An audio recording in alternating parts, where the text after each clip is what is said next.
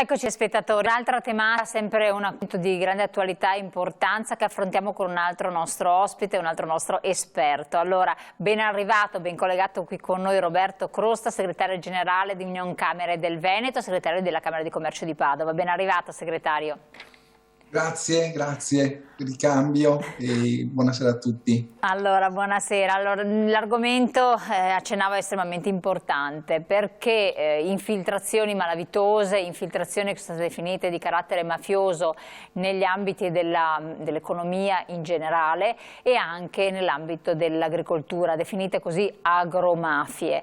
Un fenomeno via via crescente, sempre più sono le implicazioni in atto, sempre più la filiera stessa del settore agroalimentare ne viene coinvolta, con grave danno per un'economia, quella agricola, per un settore che è molto allettante anche per i giovani, che però diventa quasi di dominio e gestito da queste situazioni. Voi avete affrontato questa questione in un incontro anche con l'associazione di categoria degli agricoltori, con degli esperti. Che cosa ne è emerso, segretario? Qual è anche lo stato dell'arte della situazione?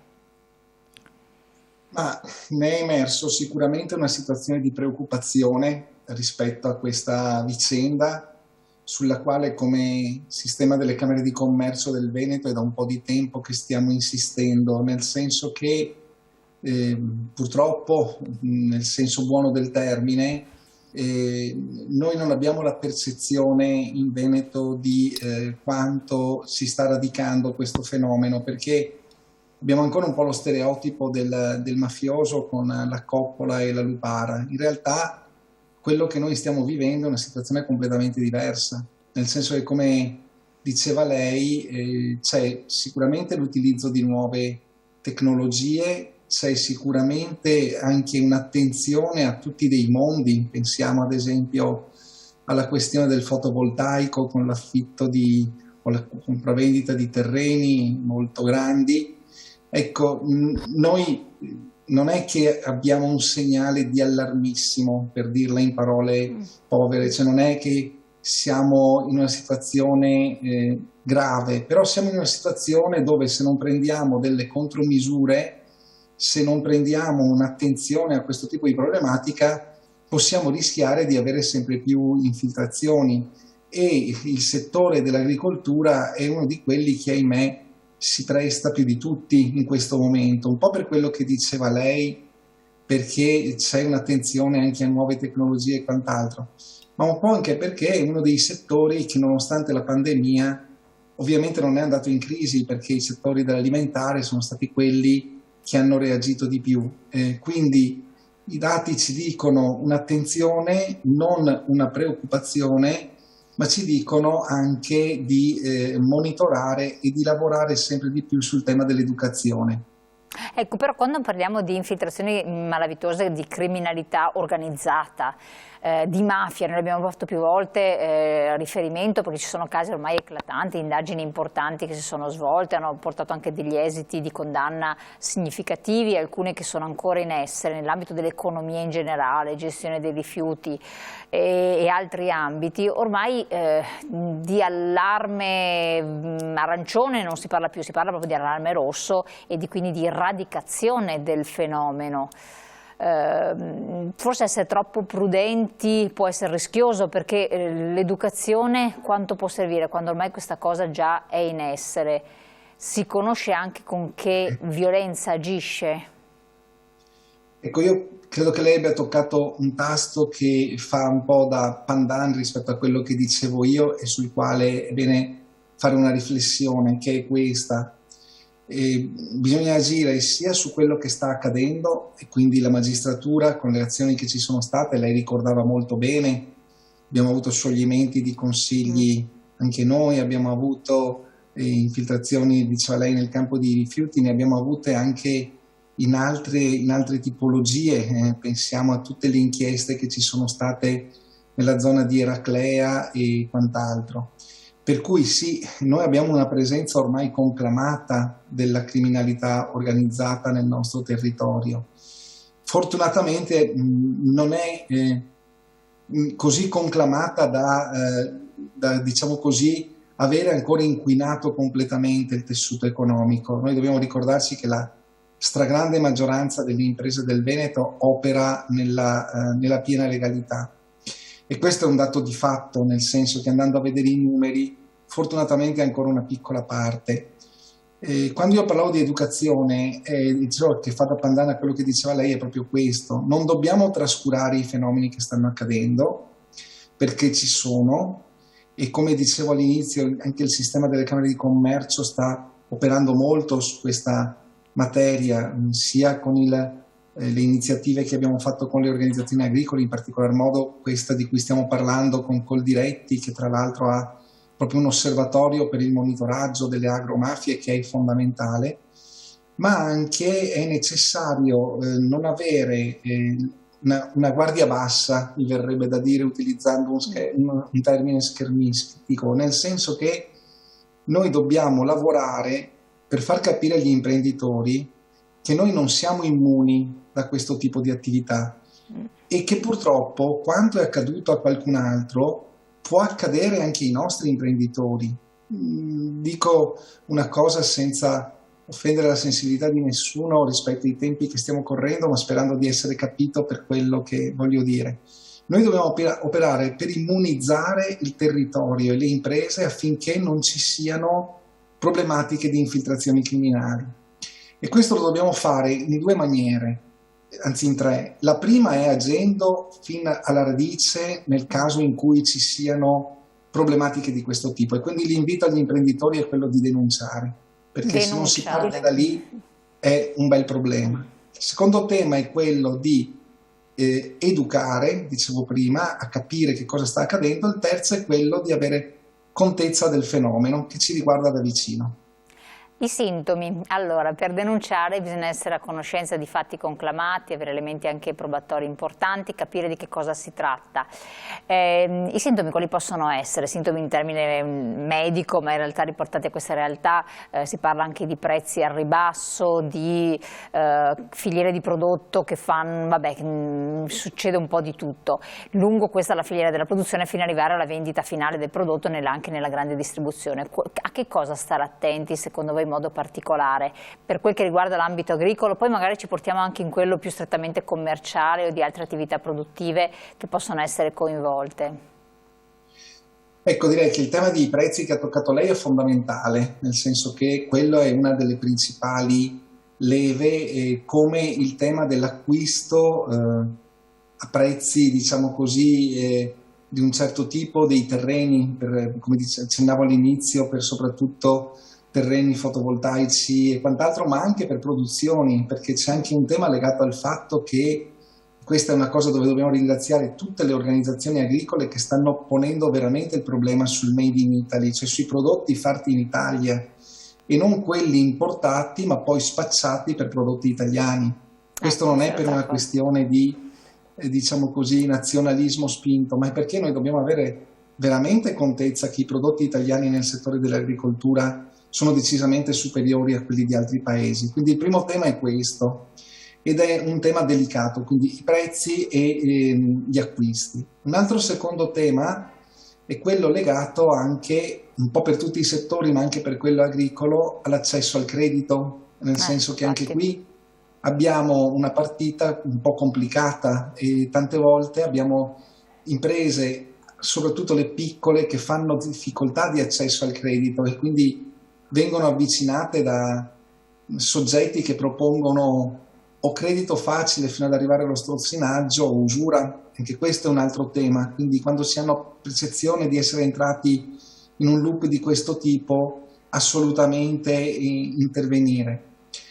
L'altro tema che c'è, che è un tema molto particolare, qui riguarda sia il settore agricolo, ma ripeto anche gli altri settori, oltre all'accesso al credito, è quella della, diciamo così, facilità di sviluppo, nel senso che a volte questi soggetti, anche nelle imprese più piccole, anche nelle società più piccole, tentano di entrare nei capitali, promettendo cifre ingenti e guadagni facili. Ecco, questi sono i primi alert che noi abbiamo attenzionato su questo tipo di di attività qui. In generale, poi negli altri settori, oltre al tema dell'accesso al credito che è molto delicato e dell'accesso ai capitali, noi andiamo anche a vedere tutto il tema legato alle compravendite di aziende. Vedere che un'azienda viene compravenduta molto rapidamente non è mai un indice molto simpatico. Ecco, voi avete in sentore notizia che questi fatti siano legati soltanto alle nostre realtà o anche in Europa a causa appunto di questa pandemia che ha cambiato tanti parametri di riferimento, che ha stravolto le economie, si stanno radicando? Allora, guardi, noi abbiamo un sentore che questa cosa riguardi in questo momento di più l'Italia, per una serie di motivi anche storici, nel senso che noi storicamente abbiamo una criminalità organizzata molto più forte purtroppo che altri paesi, però anche altri paesi hanno iniziato ad attenzionare questo tipo di attività. Adesso, soprattutto in alcuni paesi dell'est, questa attività viene attenzionata, tanto che non è un caso che alcuni paesi dell'est, per esempio, guardino all'esperienza del registro delle imprese italiano come una delle esperienze che possono aiutare sui temi della criminalità organizzata.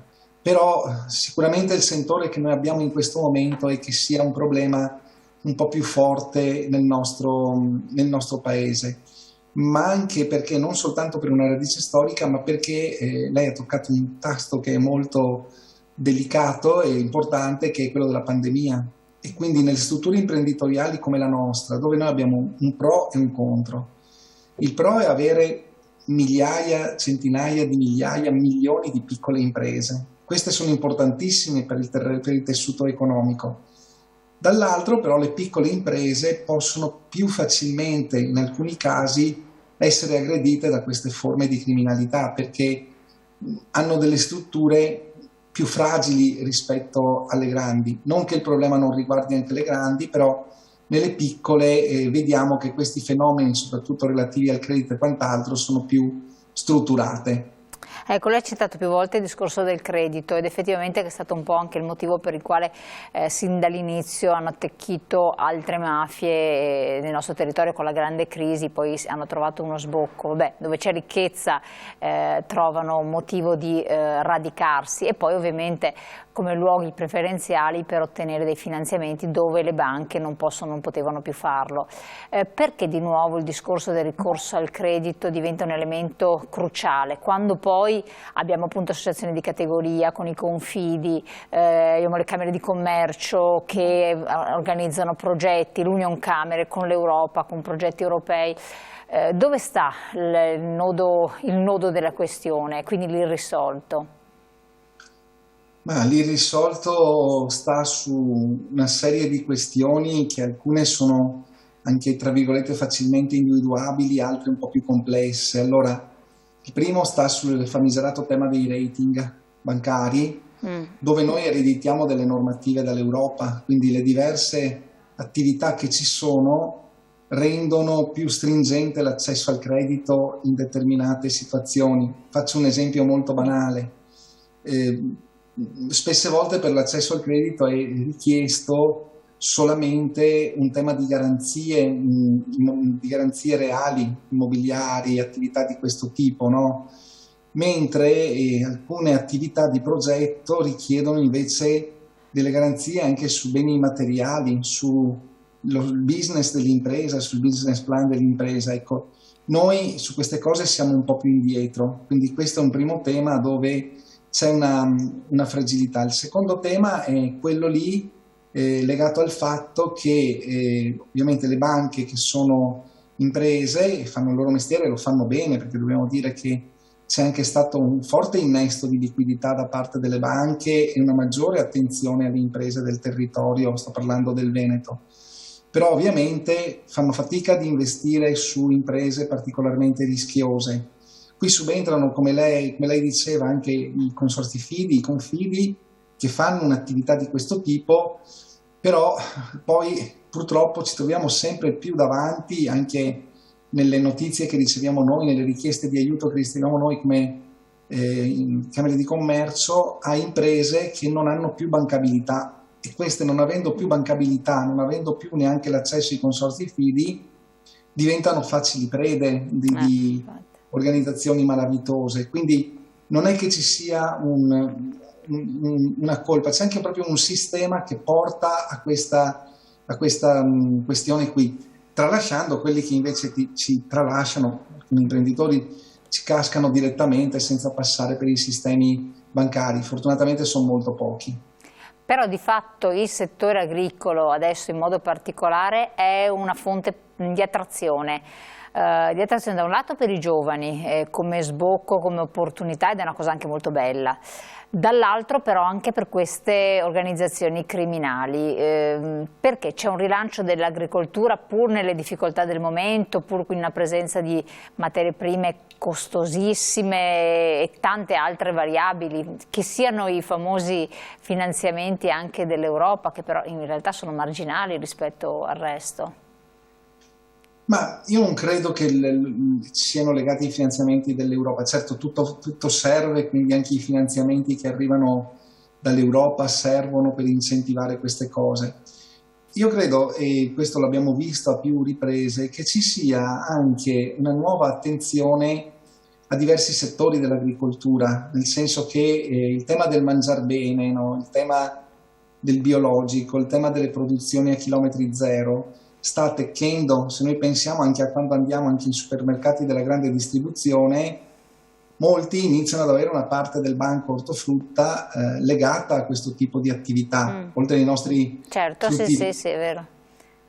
E anche ai nostri produttori agricoli che lo fanno. Ecco, e questo sta diventando anche un percorso per i ragazzi più giovani di riscoprire il legame con la terra. Quindi un insieme di cofattori legati anche un po' alla pandemia, ma in modo non grandissimo, nel senso che era una cosa già in atto. Sicuramente la pandemia ci ha portato a tantissime cose brutte, questo è fuori di dubbio, ma ci ha portato anche un po' ad un ripensamento degli stili di vita e quindi anche ad una maggiore richiesta di questa tipologia di prodotti. Ecco, su questi aspetti qui, secondo me, bisognerà lavorare molto in futuro anche sull'ambito della formazione, pensando a, diciamo così, a potenziare gli istituti che lavorano in tema di imprese agricole e che formano imprenditori in questo campo. Quindi più aumenta la domanda, più il settore diventa cruciale, importante e interessante, più c'è il rischio di infiltrazioni. Sì, questo è direttamente collegato, nel senso che, tra virgolette, un settore più diventa ricco, usiamo questo termine qui, o diventa più produttore di valore aggiunto, più si corre il rischio finisca sotto i riflettori della criminalità organizzata. Ecco, lei ha detto una cosa corretta, più valore aggiunto, perché in sé per sé, parlando con gli agricoltori, poi avremo modo di approfondirne quest'altro risvolto, dicono che non è un settore che dà così tanta ricchezza, perché il prodotto viene pagato poco, viene sottopagato, perché ci sono una serie di componenti aleatori legati anche ai cambiamenti climatici sconcertanti e per una serie poi di ragioni. Insomma, non è un settore che ha quest'ambito di resa, però arrivando poi al punto prodotto finale, ha fatto tutta la sua lunghissima filiera, che sappiamo che è una tragedia sta filiera, si arriva appunto a un prodotto che ha dei costi esorbitanti, dei prezzi esorbitanti. Certo, questo è verissimo, infatti la filiera dell'agricoltura è una delle più costose, diciamo così, e qui si aprirebbe tutto un fronte di andare anche a capire come incrementare i prezzi alla base, perché è lì che poi c'è il vero investimento, perché le altre marginalità, per esempio, servono sicuramente, perché noi non possiamo far finta che queste non servano, però se si vuole potenziare un settore che io ritengo strategico come quello dell'agricoltura in una regione come la nostra, perché poi sarebbe da allargare tutto il discorso, ma andare a valutare come queste produzioni tipiche possano diventare anche un volano per il turismo, che non è soltanto vedere movimenti, ma ormai sempre di più richiede da molte persone anche l'aspetto enogastronomico e quindi un'attenzione alla cucina e appunto ai vini e quant'altro. Quindi su questi aspetti qua sicuramente come sistema paese dovremo fare delle valutazioni molto più approfondite. Da questo incontro che avete avuto, che cosa l'ha colpita in modo particolare, che cosa è emerso che può essere attuabile e utile un po' per arginare questo fenomeno oppure per cercare di, diciamo, tra virgolette, combatterlo? Guardi, a me ha colpito l'intervento del procuratore Giancarlo Caselli, che è il presidente dell'Osservatorio delle agromafie di Coldiretti, quando più volte ha richiamato alla necessità di non prendere sotto gamba quanto sta accadendo nel mondo dell'agricoltura, nel mondo delle agromafie. Ma mi ha colpito perché intanto viene da una persona che purtroppo ha fatto, purtroppo nel senso negativo, perché ha dovuto farlo della sua vita una lotta all'antimafia, e io dico per fortuna ci sono state persone come lui e molti altri che l'hanno fatto invece, anche se mi rendo conto che non deve essere stato sempre facile. Ecco, quindi il primo tema che io ho visto, che io vedo è proprio questo, cioè quello lì che non abbiamo del tutto la percezione di questa cosa. Il secondo tema però legato a questo è che lo stesso procuratore diceva però che ci sono tanti segnali di speranza nel mondo delle imprese e, come dicevo prima, tantissime imprese che stanno lavorando nella piena legalità e che possono servire da volano anche per gli altri. Quindi direi un chiaroscuro, nel senso il problema c'è, però possiamo farcela. Questo per quel che riguarda il settore dell'agricoltura, negli altri ambiti produttivi sempre di sua competenza come Camera di Commercio, come Union Camere, che c'è il problema naturalmente, lo sappiamo, in che ambiti si sta radicando? Ma un ambito molto attenzionato in Veneto ovviamente è quello del turismo. Infatti stavo pensando proprio al turismo anch'io quando ho accennato al... La regione che nei tempi d'oro fa 70 milioni di presenze turistiche all'anno, ovviamente capisce bene che l'indotto a questa attività è fortissimo, quindi il turismo è un ambiente e fortunatamente anche qui le associazioni di categoria stanno facendo un grosso lavoro per tutelare chi lavora nella piena legalità ed aiutare chi viene invece affiancato da altre forme, diciamo così, di aiuto, e dobbiamo essere grati di questo lavoro. È uno dei settori più esposti nell'economia del Veneto. Poi abbiamo altri settori, soprattutto nella piccola e media impresa, nel manifatturiero, in alcune realtà più legati in questo caso all'accesso al credito più che altro, però lo stesso da attenzionare. Ecco, questi sono i due settori sui quali ci si sta muovendo. Fortunatamente per il momento, e speriamo duri, noi non abbiamo realtà radicate di temi come racket o attività di questo tipo. Ecco, infatti questa era un po' la domanda che noi più volte perviene da parte di alcuni nostri telespettatori, se siamo arrivati al punto del racket oppure anche del famoso pizzo, tra virgolette, quindi aprire un'attività può essere rischioso in certi territori, ti metti in mano oppure no, non avete sentore di questo? Allora, alcuni casi isolati ci sono, li abbiamo colti, però non sono ancora, diciamo così, e speriamo non arrivino, e torna al discorso dell'immunizzazione di prima, speriamo continui, non sono ancora strutturati, ecco, non li percepiamo ancora come strutturati dalle informazioni in nostro possesso. E per il PNRR ci sono rischi, pericoli, perché ogni volta che c'è qualche progetto dove arrivano soldi, abbiamo visto il bonus in edilizia con le facciate, cosa è venuto fuori, con l'altro 110 cosa meno sembra, però da noi c'è sempre questo pericolo, abbiamo una malattia endemica, lei ravvede allerte da attuare?